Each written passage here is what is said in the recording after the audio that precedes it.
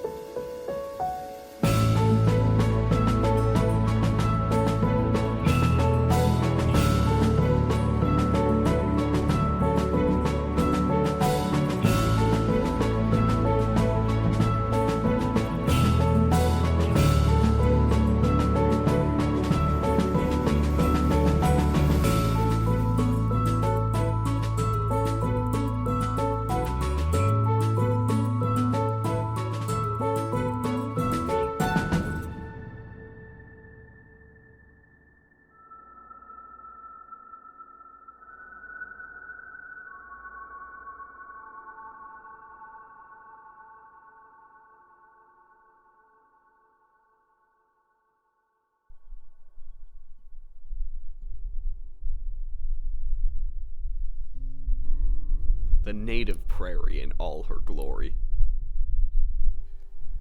In 1990, the Brightwater Conservation Area was founded, with 1,500 students coming through that year.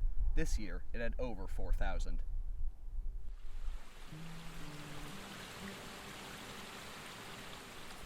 Brightwater goals: to provide all students with opportunities to be appreciative and responsive to nature, wildlife, land, water, air, and one's place within the natural world. To emphasize holistic reflection and self-awareness within the context of nature and ceremonies that honor the spiritual connection to the land of the First Nations people of Saskatchewan.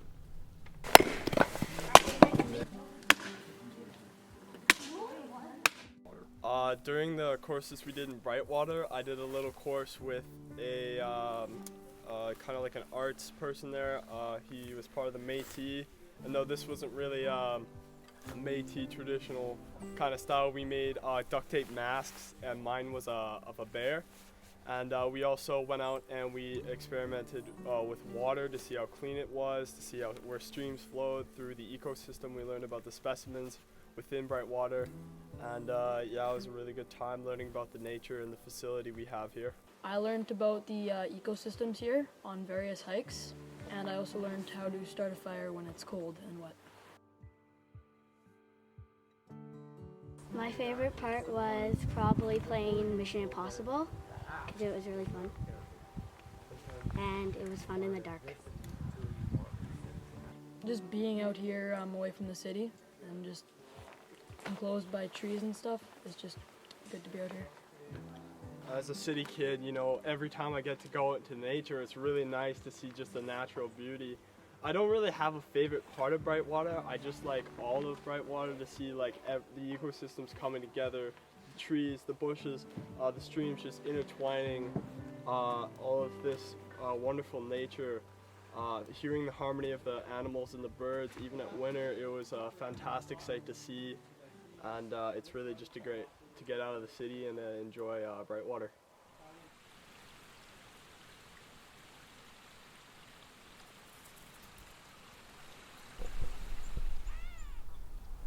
Of all the wildlife in Brightwater, the ladybug is one of the most abundant.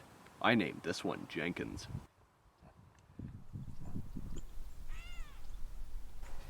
It's widely believed that the aspen tree's bark was used as a sort of sunscreen for the First Nations people of the area.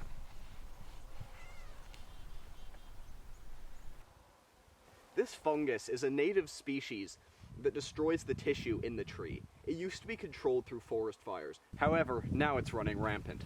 The two native species here are white-tailed deer, who feast on the leaves of the trees, and mule deer, who feast on the grass. Here we have some remains that tell us that a deer has been here. These plants have an edible inside with a taste very much like spearmint.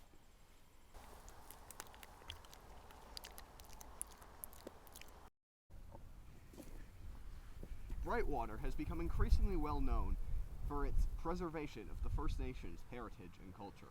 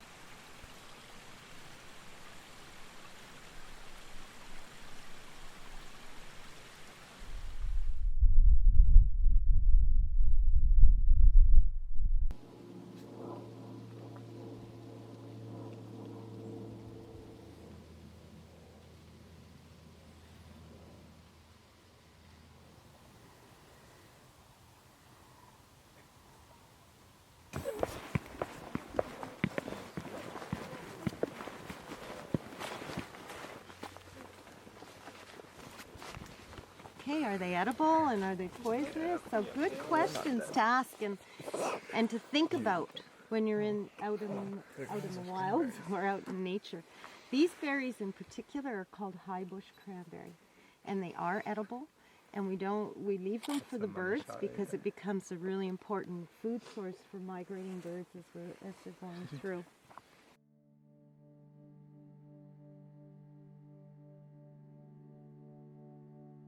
So how long have you lived here at Brightwater? We just completed our third summer. So June of 2016 was 3 years. What's it like living here? It's beautiful. We have lots of benefits. We've got all the beautiful nature out here. It's nice and peaceful some of the time. We have children here all year round for the most part. Very busy summers, but things quiet down a little bit in the off season.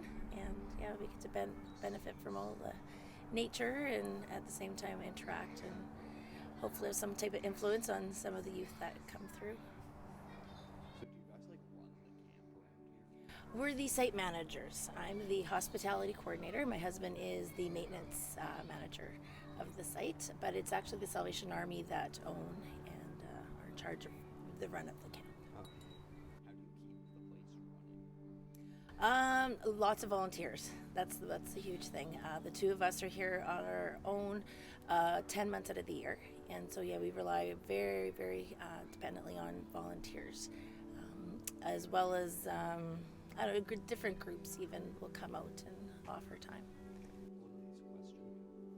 What's your favorite part of Brightwater? The natural beauty of it. I'm only 15 minutes away from Walmart, and yet at the same time I feel like I'm 100 miles away from anybody some days. Yeah, we just had a bull moose walk through the camp here yesterday, so not everybody gets to say that.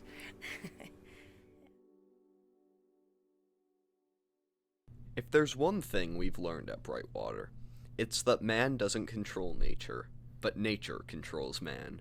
And unfortunately, in today's society, there's more money in destroying ecosystems than there is in nurturing them.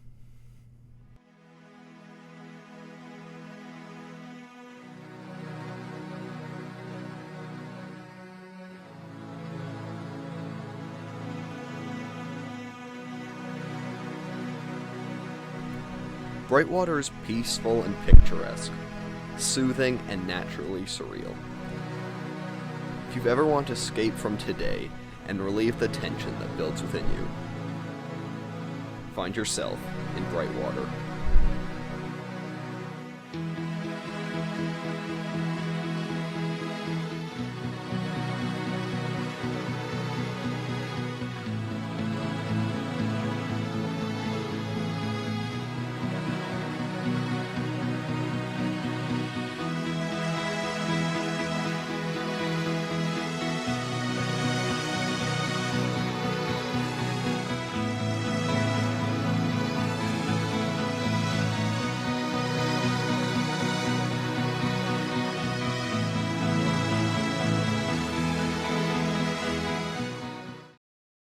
Brightwater's beautiful with all its natural splendor.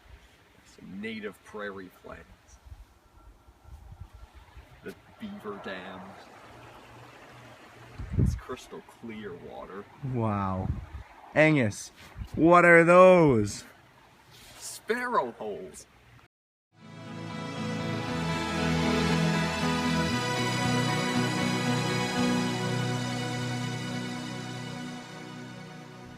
Brightness is found here.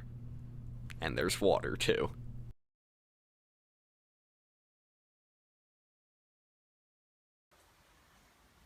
When Columbus first sailed to Brightwater down Brightwater Creek, he was fascinated by much of the local wildlife, including the birds. In fact, these bushes here, with these berries, are the main food source of the birds, so we should not eat them. And Anthony, stop that!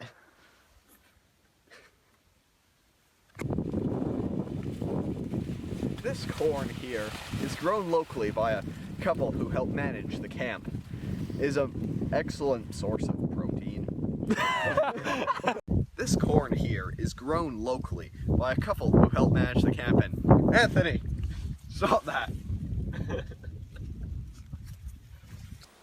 You definitely don't want to eat it, Anthony. Hey there, smell this. Gotcha. Brightwater's amazing because it's one of the safest places that you can come to observe